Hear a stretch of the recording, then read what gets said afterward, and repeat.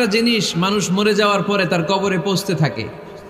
ইন্না মিম্মা ইয়ালহাকুল মুমিন মিন হাসানাতিহি বা'দা মাউতিহি, মানুষ মরে যাওয়ার পরেও যে সাতটা জিনিস তার কবরে পৌঁছায় তার মধ্যে একটা হচ্ছে মসজিদান বানাহু, সে যে মসজিদ বানিয়ে গিয়েছে ওই মসজিদের সওয়াব। সুবহানাল্লাহ পড়েন।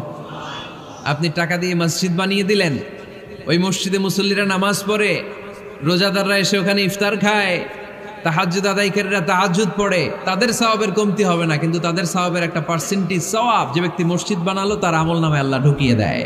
সুবহানাল্লাহ বলতে পারলেন না? হে নামাজি আমার ঘরে নামাজ পড়ো আজ, দিল মে তোমার চরণ তলে হৃদয় যায় নামাজ।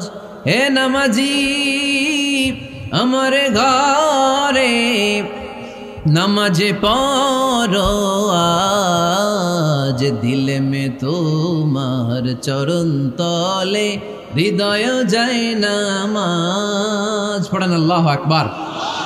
কি সুন্দর লিখেছেন কাজী নজরুল ইসলাম। কাজী নজরুল ইসলাম খুব সুন্দর করে বলেছেন, মসজিদেরই পাশে আমায় কবর দিও ভাই, ঠিক কিনা?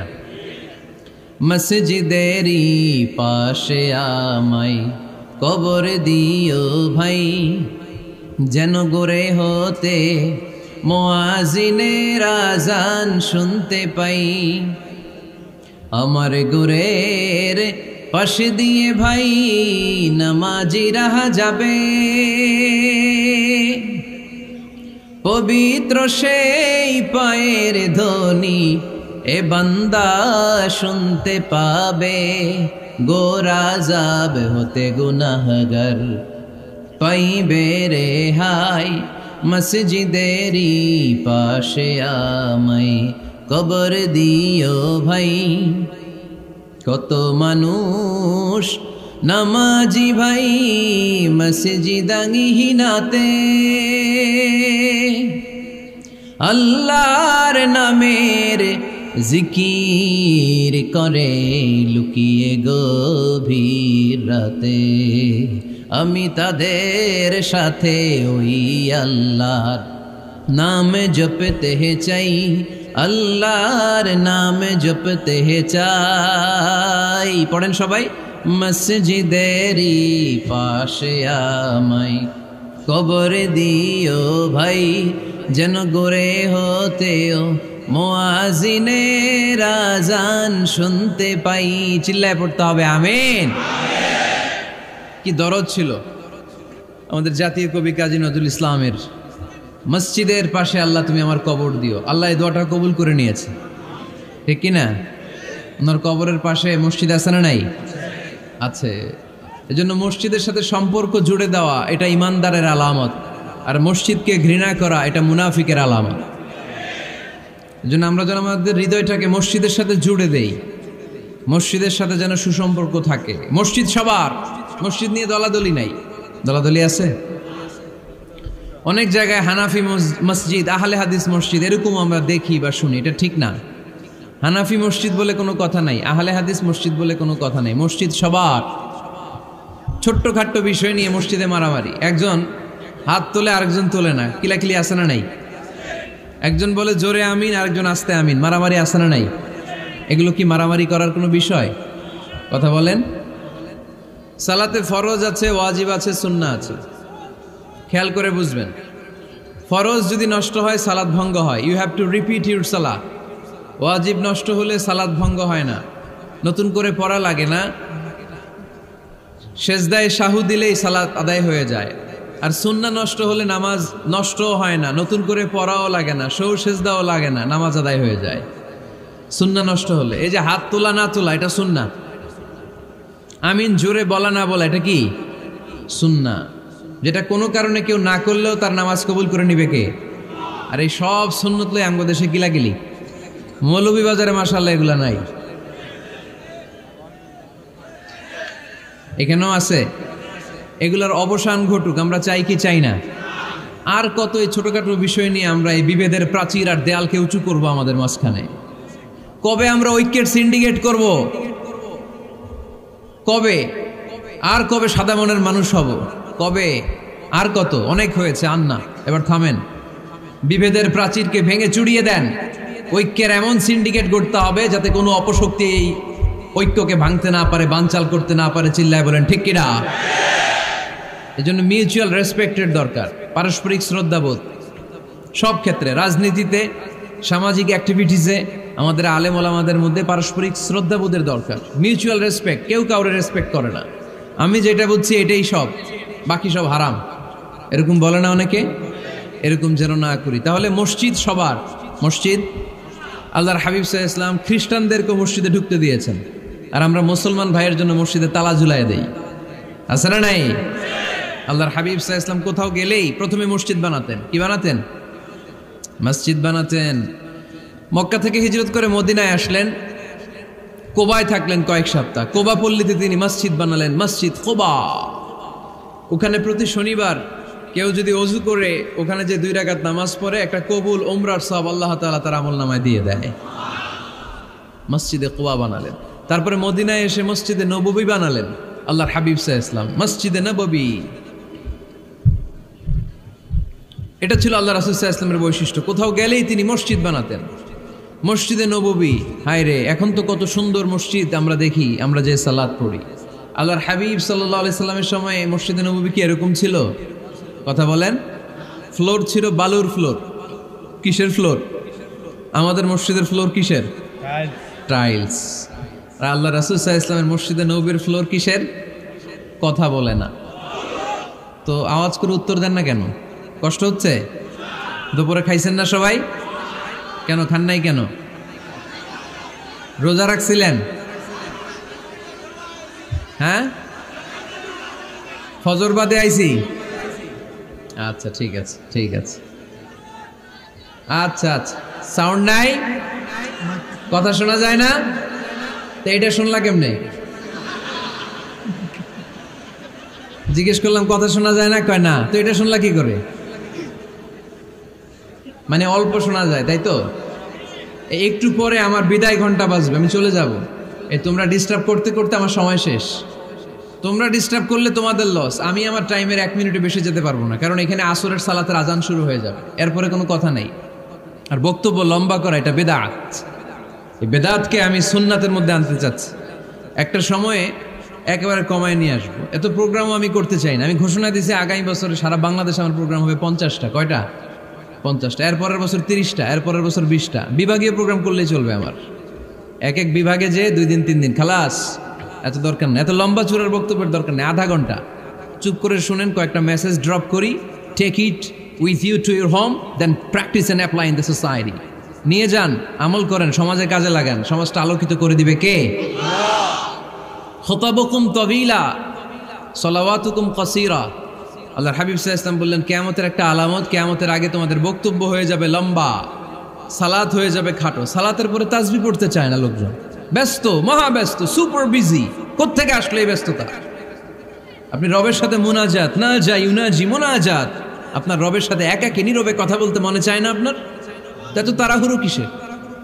ধীর স্থির হন, একটু স্থির হন, একটু মনোদৈহিক প্রশান্তি অর্জনের চেষ্টা করেন। সব সময় ব্যস্ত, ধাক্কাধাক্কি, উচ্ছৃঙ্খলা, এগুলো আমাদেরকে শেষ করে দিয়েছে। এজন্য লম্বা চোরা বক্তব্য ঠিক না। বক্তব্য শুনতে আমাদের ভালো লাগে, আমল করতে ভালো লাগে না। বক্তব্যটা শেষেই সিগারেট ধরায়, আছে না নাই? মাহফিল শেষেই বিড়ি ধরায়, কয় চমৎকার ওয়াজ করছে হুজুরে। ওয়াজটা সেরকম হয়েছে, অনেক কণ্ঠ সুন্দর হুজুরের। এতদিন ইউটিউবে দেখছি, আজকে সরাসরি দেখাইছি, আছে না নাই? তো কি লাভ হয়েছে? লাভটা হয়েছে কি? এই যে মাহফিল শেষে বিড়িটা ধরাইলেন আর গেলেন, কোনো লাভ হয় নাই। এগুলো থেকে বেরিয়ে আসতে হবে। বছরের পর বছর আমাদেরকে শিখানো হয়েছে একভাবে, কেউ এই পরিবর্তনের আওয়াজ তোলে নাই। আওয়াজ আপনাকে তুলতে হবে। আওয়াজ তোলার জন্য এত মানুষ লাগে না, আপনি একাই যথেষ্ট। আপনি দাঁড়ান না সামনে, দেখবেন আপনার সামনে কেউ টিকে থাকতে পারবে না, ঠিক কিনা? কিন্তু আপনার শক্ত সিদ্ধান্ত লাগবে, পরিবর্তনের জন্য শক্ত মানসিকতা লাগবে, যে আমি পরিবর্তন করতে চাই। We have to change. যুগ জামানা পাল্টে দিতে চাই না অনেকজন। এক মানুষই আনতে পারে জাতির জাগরণ। এক মানুষই বিপদকালে বাঁচায় কাফেলায়, ক্ষুদ্র ডিঙ্গি বাঁচায় জাহাজ অসীম দরিয়ায়। এজন্য আপনার শক্ত সিদ্ধান্ত পারে আপনার মৌলভীবাজারটাকে দেশের শ্রেষ্ঠ জেলা, শ্রেষ্ঠ থানা হিসেবে আল্লাহর কাছে কবুল করতে, ঠিক কি না? এই জন্য লম্বা চূড়া আলোচনা ঠিক না। ছোটখাটো অল্প কয়েকটা মেসেজ নিয়ে যেতে পারলেই that's enough. One of the minor sign before the day of judgment, your Islamic lectures will be very longer and your salah 5 times a day will be shorter. কিয়ামতের আগে বক্তব্য লম্বা, নামাজ খাটো, তাসবিহ পড়ে না, ব্যস্ত, মহাব্যস্ত। এই মহাব্যস্ততা ছাড়েন, কোরআন সুন্নাহর দিকে ফিরে আসেন। বরকত দিবে কে? বিশ্বনবীর মসজিদে নববীর ফ্লোর বালুর ফ্লোর ছিল, আমাদের ফ্লোর টাইলস। আল্লাহর হাবিব সাল্লাল্লাহু আলাইহি ওয়াসাল্লামের মসজিদে বালি নিচে, এই বালিতে নামাজ পড়তেন। বৃষ্টি হলে কাদামাটি হয়ে যেত, কাদামাটিতেই সেজদা করতেন। সেজদা করলে কাদার মাটি আল্লাহর হাবিব সাল্লাল্লাহু আলাইহি ওয়াসাল্লামের নাকে আর কপালে লেগে যেত। তিনি সালাম ফিরিয়ে সাহাবাদের দিকে মুখ ফিরিয়ে বসলে দেখতেন প্রতিটা সাহাবীর নাকে আর কপালে কাদার মাটি মিশে আছে। তার মানে প্রিয় নবী সাল্লাল্লাহু আলাইহি ওয়াসাল্লামের মসজিদে নববী ছিল কাঁচা, কিন্তু মুসল্লি ছিল পাকা। আমাদের মসজিদগুলা হয়েছে পাকা, কিন্তু মুসল্লি কাঁচা, ঠিক কি না? ফজরের সালাতে মানুষ নাই। ইমাম সাহেব আছেন কে কে এলাকায়? দেখি ইমাম, মসজিদের ইমাম, মাশাআল্লাহ। আপনাদের এইখানে ওই মসজিদে ফজরের নামাজে কয় কাতার হয়? 5 জন 6 জন? কেনে এত কম? কেনে? হ্যাঁ, আসে না, আসতে চায় না লোকজন। তো এই যে 5-6 জন ফজরের সালাতে, কল্পনা করতে পারেন ফজরের সালাতে এত কম লোক। ফজরের জামাতে লোক যায় না, এটা একটা মহামারী। যেদিন ফজরের জামাতের দৃশ্য আর জুমার নামাজের দৃশ্য একরকম হয়ে যাবে, ওই দিনই বাংলাদেশে ইসলাম কায়েম হয়ে যাবে। এখন স্লোগান তুলে বিপ্লব বিপ্লব, ইসলামে বিপ্লব। আর ফজরের সময় আমি কম্বলের ভিতরে, আছে না নাই? কোনো বিপ্লব হবে না। ফজরের নামাজ জামাতে পড়ুন, সকালটারে বরকতময় করে দিবে কে? আল্লাহর হাবিব সাল্লাল্লাহু আলাইহি ওয়াসাল্লামের মসজিদ ছিল সবার জন্য উন্মুক্ত, এখানে সবাই আসতে পারত। এজন্য মসজিদ হবে সবার। আমরা মসজিদের আবাদকারী হতে চাই। এজন্য রাব্বুল আলামিন বলেন, ইন্নামা ইয়া'মুরু মাসাজিদাল্লাহি মান আমানা বিল্লাহি ওয়াল ইয়াউমিল আখির ওয়া আকামাস সালাতা ওয়া আতাজ যাকাতা ওয়া লাম ইয়াখশা ইল্লাল্লাহ ফাআসা উলাইকা আন ইয়াকুনু মিনাল মুহতাদিন। সুবহানাল্লাহ পড়েন।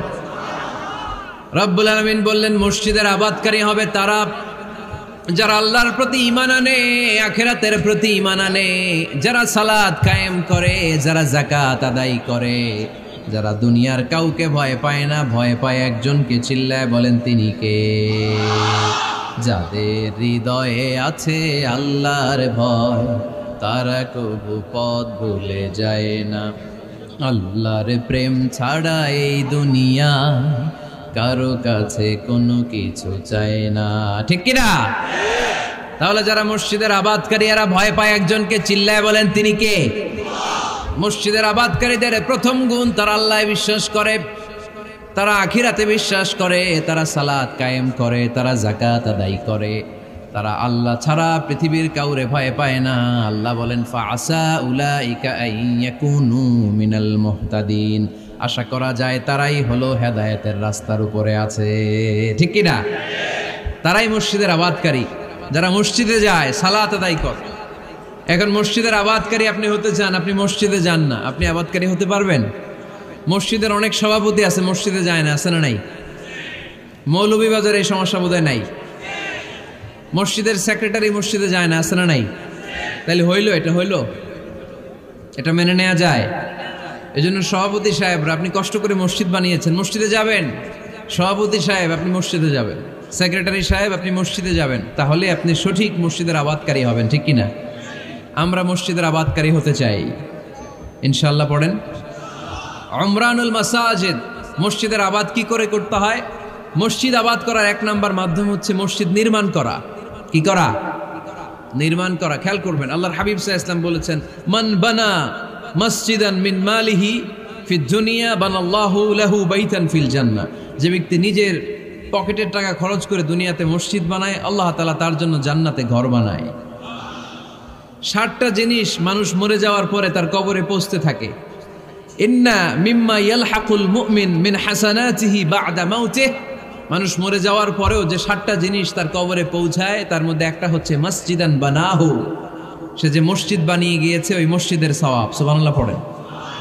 আপনি টাকা দিয়ে মসজিদ বানিয়ে দিলেন, ওই মসজিদে মুসল্লিরা নামাজ পড়ে, রোজাদাররা এসে ওখানে ইফতার খায়, তাহাজ্জুদ আদায়কারীরা তাহাজ্জুদ পড়ে, তাদের সওয়াবের কমতি হবে না, কিন্তু তাদের সওয়াবের একটা পার্সেন্টেজ সওয়াব যে ব্যক্তি মসজিদ বানালো তার আমল নামে আল্লাহ ঢুকিয়ে দেয়। এজন্য বেশি বেশি মসজিদ বানাতে রাজি আছেন তো? তাহলে মসজিদ আবাদ করার প্রথম মাধ্যম হচ্ছে মসজিদ বানানো। 2 নম্বর মাধ্যম হচ্ছে মসজিদে যে জামাতে সালাত আদায় করা। জামাতে সালাতুল জামাআ তাফদুলু সালাতাল ফাযযি বি27 দারাজা। ঘরে নামাজ পড়লে একা একা পড়লে যেই সওয়াব, জামাতে পড়লে 27 গুণ বেশি সওয়াব। সুবহানাল্লাহ বলতে পারলেন না? হে নামাজি আমার ঘরে নামাজ পড়ো আজ, দিল মে তোমার চরণ তলে হৃদয় যায় নামাজ। হে নামাজি আমার ঘরে নামাজ পড়ো আজ, দিল মে তোমার চরণ তলে হৃদয় যায় নামাজ। পড়েন আল্লাহু আকবার। কি সুন্দর লিখেছেন কাজী নজরুল ইসলাম। মসজিদ কেমন যেন মসজিদ তার নিজের ভাষায় আল্লাহর কাছে কেঁদে কেঁদে ফরিয়াদ জানায়, আল্লাহ নামাজিরা আমার ঘরে আসে না, কি সুন্দর টাইলস, কি সুন্দর মুসল্লা, কি সুন্দর এয়ার কন্ডিশন, সব আছে কিন্তু মুসল্লি নাই, ঠিক কিনা? মসজিদগুলো আল্লাহর কাছে ফরিয়াদ জানায়। এজন্য আমরা যেন মসজিদমুখী হই। কি মুখী? আওয়াজ করে বলতে হবে, কি মুখী? মসজিদমুখী। তাহলে মসজিদ আবাদের 1 নম্বর পদ্ধতি মসজিদ বানানো। 2 নম্বর মসজিদে বেশি বেশি যে জামাতে সালাত আদায় করা। 3 নম্বরে মসজিদের সাথে সম্পর্ক জুড়ে দেওয়া, হৃদয়টা যেন সবসময় মসজিদের সাথে লেগে থাকে। আল্লাহর হাবিব সাল্লাল্লাহু আলাইহি ওয়াসাল্লাম বললেন, সাবআতুন ইউযিল্লুহুমুল্লাহু ফি যিল্লিহি ইয়াওমা লা যিল্লা ইল্লা যিল্লু। 7 শ্রেণীর ব্যক্তিকে আল্লাহ তাআলা কিয়ামতের দিন আরশের নিচে ছায়া দিবে, যেদিন আল্লাহর আরশের ছায়া ছাড়া কোনো ছায়া পৃথিবীতে থাকবে না। সেই দিনটা কি এই দিনের মতো? কিয়ামতের দিনটা আজকের এই দিনের মতো হবে? 50,000 বছর হবে। এটা লেন্থ, এটা ডিউরেশন। কাআন সাফসাফা লা তারা ফিহা ইওয়াজা ওয়ালা আমতা, লেভেল প্লেইং ফিল্ড, তামার জমিন। একটু কল্পনা করেন তো ওই দিনটা কত ভয়ঙ্কর। বাবা ছেলেরে চিনবে না ওই দিন, ছেলে বাবারে চিনবে না, স্ত্রী স্বামীকে চিনবে না, স্বামী স্ত্রীকে চিনবে না, পীর সাহেব মুরিদ চিনবে না, মুরিদ পীর সাহেবকে চিনবে না, নেতা কর্মীকে চিনবে না, কর্মী নেতাকে চিনবে না। হায় হায়, ইয়া নাফসি ইয়া নাফসি বলে কাঁদবে। সূর্যটা মাথার কাছে চলে আসবে, সূর্যের তাপে মাথার মগজগুলো গলে গলে নাকের ছিদ্র আর কানের ছিদ্র দিয়ে টপ টপ করে বেয়ে বেয়ে পড়বে। তৃষ্ণায় মানুষগুলো পাগল পাড়া, জিহ্বাটা বের হয়ে নাভি পর্যন্ত ঝুলতে থাকবে। সেদিন সবাই পাগলের মতো ছুটতে থাকবে, কোনো ছায়া নাই আল্লাহর আরশের ছায়া ছাড়া। আল্লাহর হাবিব বললেন 7 শ্রেণীর ব্যক্তিকে আল্লাহ তাআলা আরশের নিচে ছায়া দিবেন। এর মধ্যে 1 শ্রেণীর ব্যক্তি রাজুলুন কলবুহু মুআল্লাকুন বিল মাসাজিদ, ওই ব্যক্তি যার হৃদয়টা সবসময় আল্লাহর মসজিদের সাথে লেগে থাকে। মসজিদের সাথে যার হৃদয় লেগে থাকে তাকে আরশের নিচে ছায়া দিবে কে? এজন্য মসজিদের সাথে যেন আমাদের হৃদয়গুলো লেগে থাকে। অনেকেই দেখবেন এত ভালো নামাজে, জোহর পরে টেনশন করে আসরটা কই পড়বো, আসর পরে চিন্তা করে মাগরিবের সময় আমি কোথায় থাকবো, মাগরিবের সময় টেনশন, ইস এশাটা হয়ে গেলেই তো শেষ। এরকম লোক আছে না নাই? এদেরকে সেই কঠিন ভয়াবহ দিনে আরশের নিচে ছায়া দিবে কে?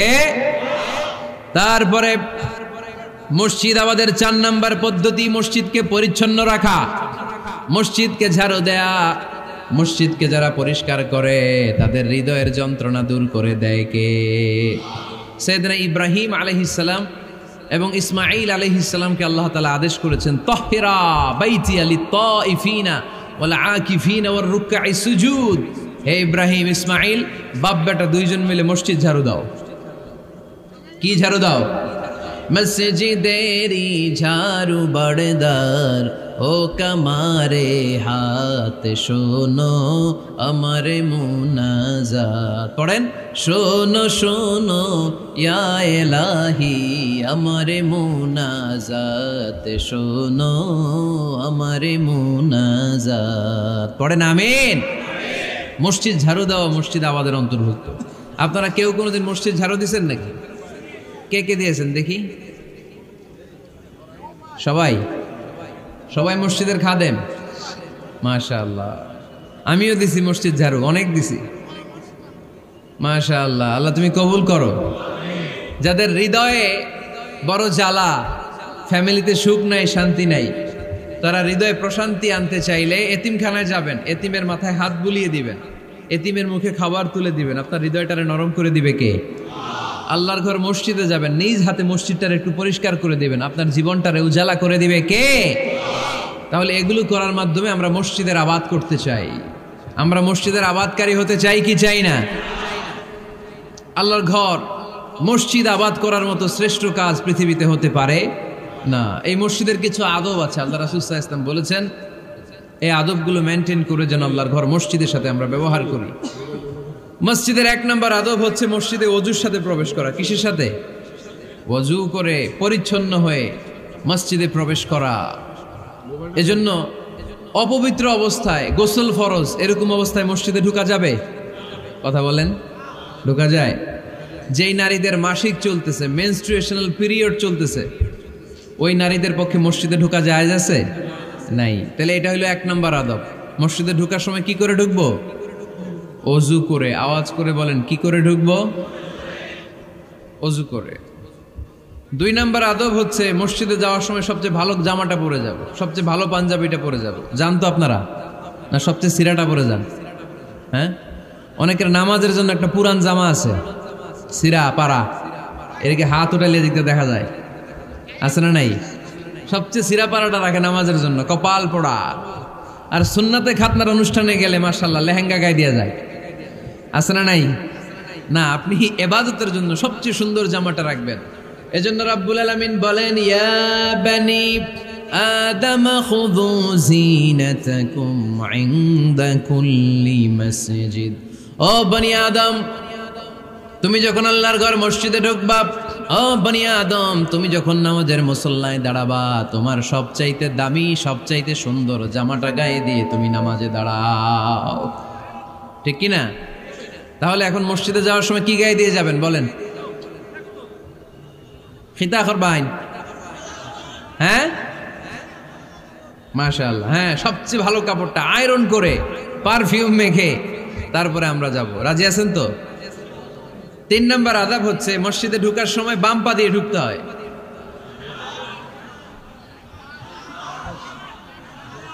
কোন পা? আরো জোরে।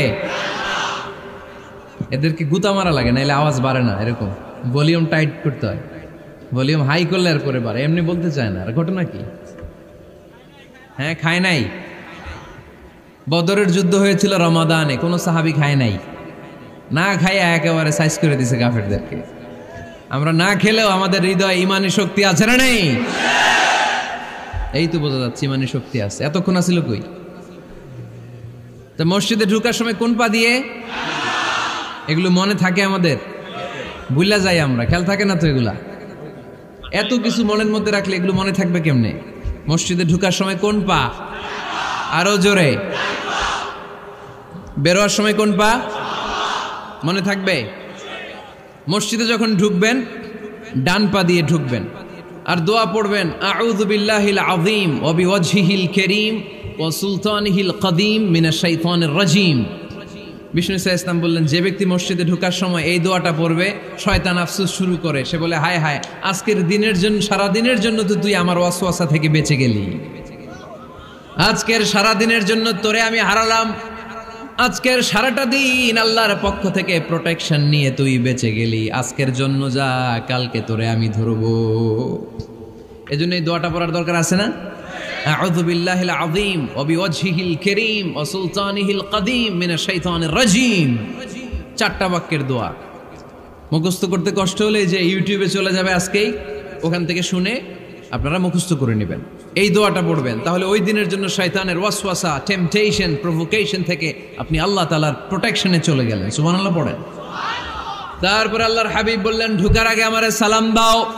পড়বেন, আসসালামু আলাইকা আইয়ুহান নাবিয়্যু ওয়া রাহমাতুল্লাহি ওয়া বারাকাত। এই দুইটা জিনিস যখন করে ফেললেন, তখন ডান পা দিয়ে পড়বেন, আল্লাহুম্মা আফতাহ লি আবওয়াবা রাহমাতিক। সুবহানাল্লাহ পড়েন। আল্লাহুম্মা আফতাহ লি, ও আল্লাহ আমার জন্য তুমি খুলে দাও আবওয়াবা রাহমাতিক, তোমার রহমতের দরজা। তার মানে মসজিদে ঢুকলে রহমত পাওয়া যায় কি যায় না? মসজিদে ঢুকলে পাওয়া যায় রহমত। মসজিদের বাইরে রহমতের কথা আল্লাহ বলে নাই, মসজিদের ভিতরে রহমত। কোথায় রহমত? কোথায়? মসজিদের ভিতরে রহমত আছে না? তার প্রমাণ, মসজিদে ঢুকলেই শান্তি লাগে কেমন জানি, আর ঘুমে ধরে। মসজিদে ঘুমাইছেন কারা কারা দেখি? সবাই ঘুমাইছেন? আরে আমি কত ঘুমাইছি। জুমার নামাজের সময় যে কি ঘুম আসে, আসে আসে কমন পড়ছে, একেবারে কমন পড়ে গেছে। ঘুম আসে কারণ রহমত, রহমতের ঝিরি ঝিরি বাড়ি ধারা আল্লাহ তাআলা আরশের উপর থেকে নাজিল করতে থাকে। আর এই রহমতের কারণে হৃদয়টা প্রশান্ত হয়ে যায়, অনেকের ঘুমও চলে আসে, ঠিক কি না?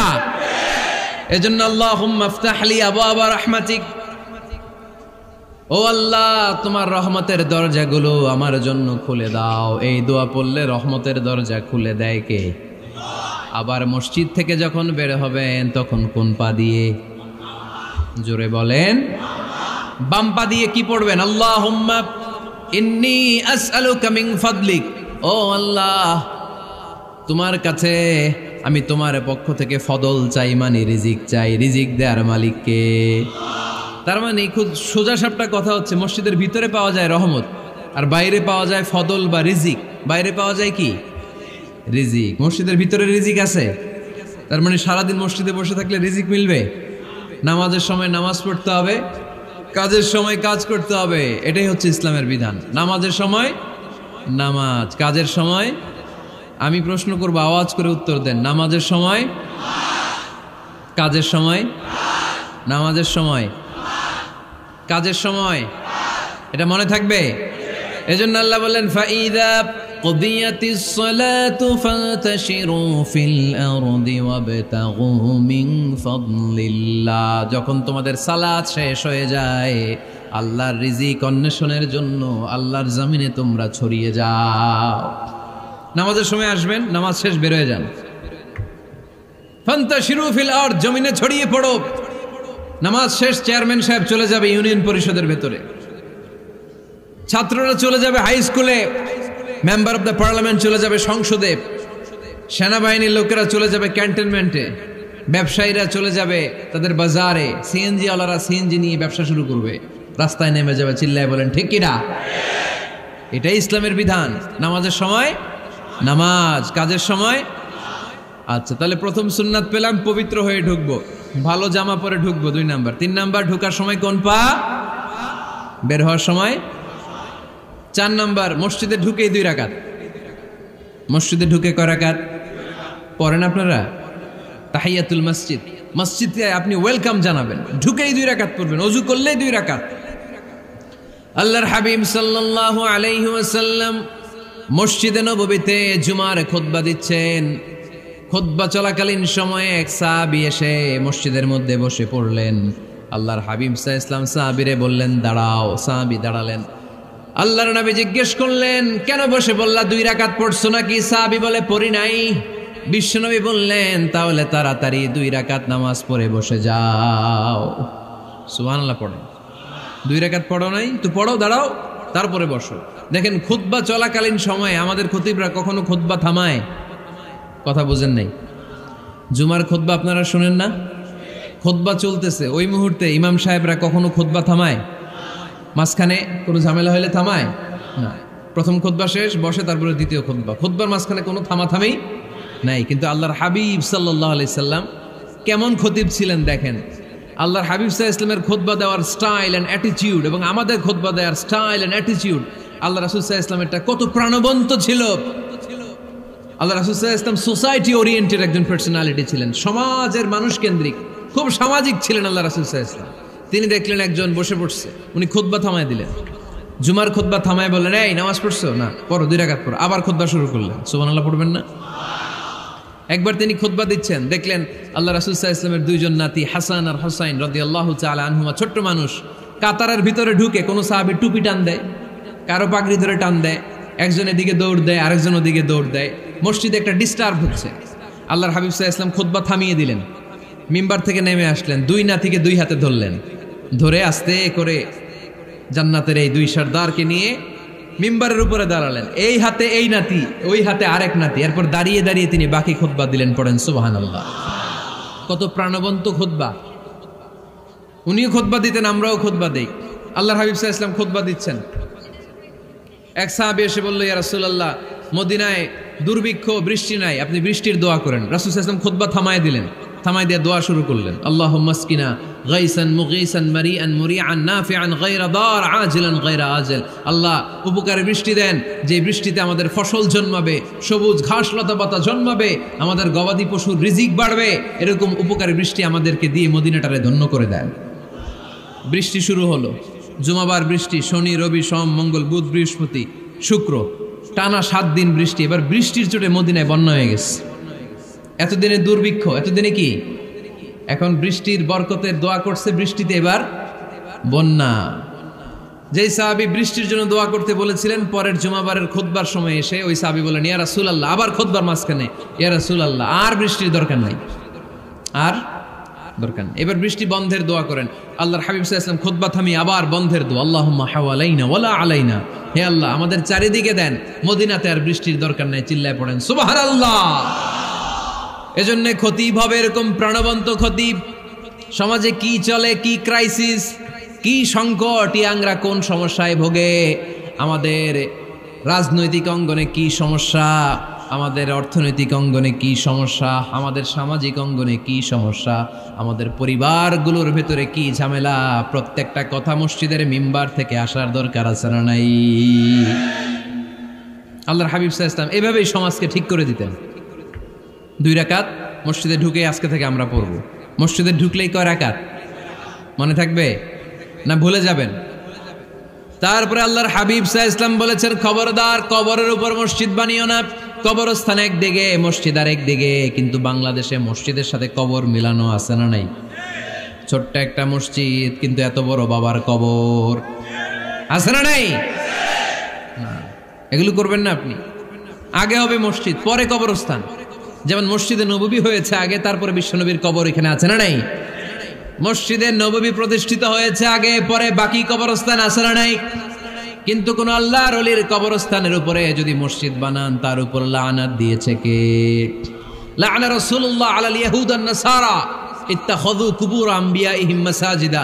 আল্লাহর রাসূলের লানত ইহুদি নাসারাদের উপর, কারণ ইহুদি আর নাসারাদের একটা খাসলাত, একটা বৈশিষ্ট্য ছিল, তারা তাদের নবীদের কবরের উপরে মসজিদ বানায় ফেলত।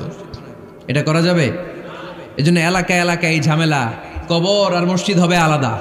আবার মসজিদের কেবলার দিকে যেন কবরস্থান না হয়, তাহলে শিরক হওয়ার সম্ভাবনা আছে না নাই? খুব সাবধান। আল্লাহ সব মাফ করে, কিন্তু শিরক মাফ করে না, ঠিক কিনা? শিরক হচ্ছে মহাপাপ, সব পাপের বাপ। এজন্য আমরা সব করলেও শিরকের গুনাহ মুসলমান কখনো করতে পারে। এরপর আল্লাহর হাবিব বললেন, মসজিদকে পরিষ্কার পরিচ্ছন্ন রাখো, এটাও মসজিদের আদাব। মসজিদে আতর লাগিয়ে দেন, বাখুর জ্বালিয়ে দেন। আপনাদের এই এলাকার মধ্যে তো বাখুরের অভাব নাই, আগরের অভাব নাই, ঠিক কিনা? গতকাল প্রোগ্রাম ছিল কই? সুজানগর, আগরের রাজধানী। আগর চিনেননি আপনারা? হ্যাঁ, এই যে দেহনেল উদ পারফিউম, আপনাদের এই যে মাহাতাব সাহেবের আল হারামাইন, এরপরে যে আজমল কোম্পানি, এও আপনাদের এই মৌলভীবাজার এলাকার। এরকম অনেক কোম্পানি আছে দুবাই ভিত্তিক, গোটা বিশ্বে ওনারা ব্র্যান্ডিং করেছে। এগুলোর র ম্যাটেরিয়াল, কাঁচামাল যায় হচ্ছে আপনাদের মৌলভীবাজার থেকে। সম্মানিত ভাইয়েরা, মসজিদ পরিষ্কার পরিচ্ছন্ন রাখবেন, এই বাখুর জ্বালাবেন, দেহনেল উদ, এই পারফিউমগুলো ছড়িয়ে দিবেন। মসজিদের মধ্যে অনেক মসজিদে দুর্গন্ধ আছে না নাই? এই কার্পেটের মধ্যে ময়লা, পরিষ্কার করে না।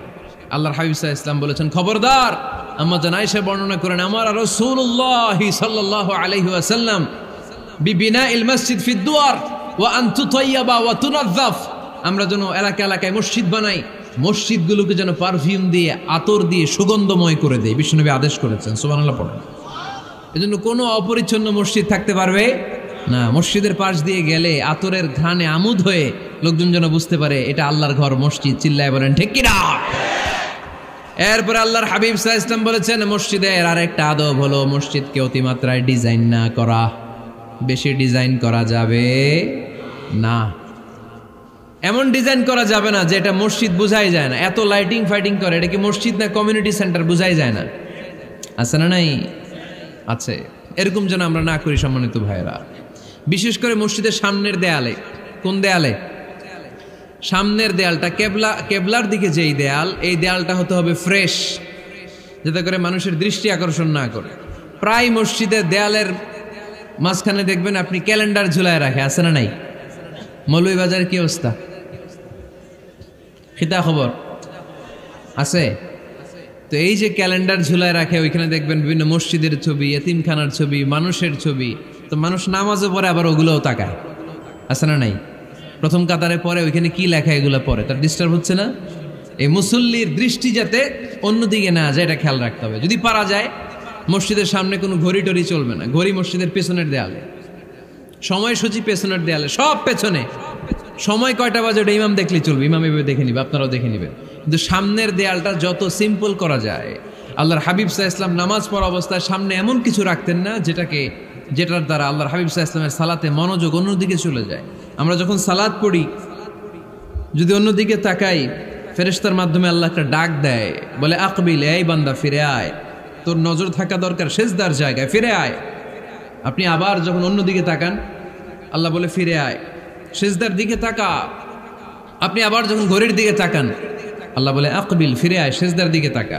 আপনি যখন আবার অন্যদিকে তাকান, তখন আল্লাহ বলে লা হাজাতা লি ইলা সালাতিক, তোর এই নামাজের দরকার আমার নাই। নাউজুবিল্লাহ পড়বেন না? তোর এই নামাজের দরকার আমার নাই। অজু করে কষ্ট করে যাকে খুশি করার জন্য আপনি সালাতে দাঁড়ালেন, উনি যদি বলে এই নামাজের দরকার নাই, তা কার জন্য নামাজ পড়লেন আপনি? কথা কি বুঝতে পেরেছেন? এই জন্য এলাকার গণ্যমান্য ব্যক্তিবর্গ আছে, আমাদের চেয়ারম্যান সাহেব আছে, আরো অন্যান্য বিজনেস ম্যাগনেটরা আছে। আপনারা মসজিদ যখন নির্মাণ করবেন, সামনের দেয়ালটা যত সাদামাটা হতে পারে ততই ভালো। এমনকি জায়নামাজের মধ্যে এখন কাবা ঘরের ছবি আছে না নাই? আছে না? কি মুসলমান আমরা! নিজের কাবারে নিজে লাথি মারি নামাজের আগে, মনের অজান্তে নিজের কাবাকে নিজে লাথি মারছি। এরকম জায়নামাজ ব্যবহার করা নিষেধ। চিল্লায় বলেন ঠিক কিনা? সাদা ফ্রেশ জায়নামাজ বাজারজাত করেন, আপনাদের সিদ্ধান্তই ওনাদের ব্যবসা বয়কট হয়ে যাবে।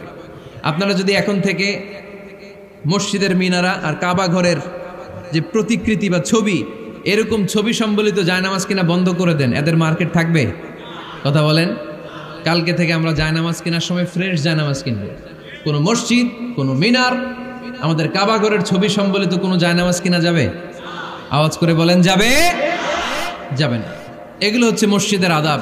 এগুলো রক্ষা করে মসজিদে ঢোকার দরকার আছে না নাই? পৃথিবীতে 3টা মসজিদ সবচাইতে শ্রেষ্ঠ মসজিদ। কয়টা? আওয়াজ করে বলেন না।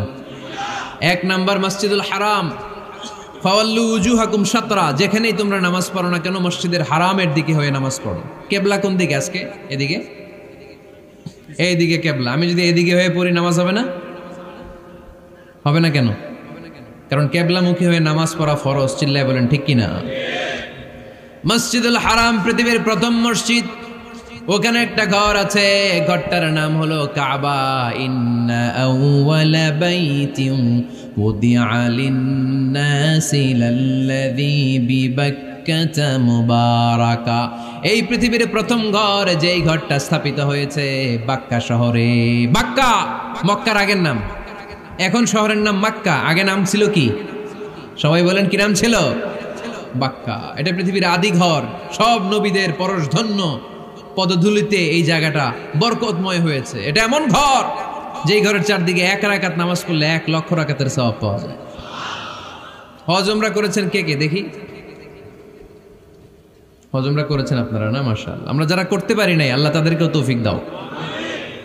আমরা যেন এই কাবা ঘরে যে প্রাণ ভরে সালাত আদায় করতে পারি, আল্লাহ তৌফিক দান করো। আমরা যেন মসজিদে নববীতে যে প্রাণ ভরে সালাত পড়তে পারি, তৌফিক দান করো। আল্লাহর হাবিব সাল্লাল্লাহু আলাইহি ওয়াসাল্লামের কবরের সামনে দাঁড়িয়ে যেন আমরা প্রাণ খুলে, মন প্রাণ উজাড় করে বিশ্বনবী সাল্লাল্লাহু আলাইহি ওয়াসাল্লামকে সালাম দিতে পারি, আল্লাহ তৌফিক দান করো। এই কাবা ঘরকে কেন্দ্র করে প্রতিদিন 100টা রহমত নাজিল হয়। আওয়াজ করে বলেন, কয়টা? আল্লাহর হাবিব বললেন, প্রতিদিন, প্রতিনিয়ত 100টা রহমত নাজিল হতেই থাকে। সিত্তুন আলিত তাইফিন, 60টা রহমত তাদের উপর নাজিল হয় যারা কাবা ঘরের চারদিকে তাওয়াফ করে। আরবাঈন আলিল মুসাল্লিন, বাকি 40টা নাজিল হয় যারা কাবা ঘরের পাশে নামাজ পড়ে।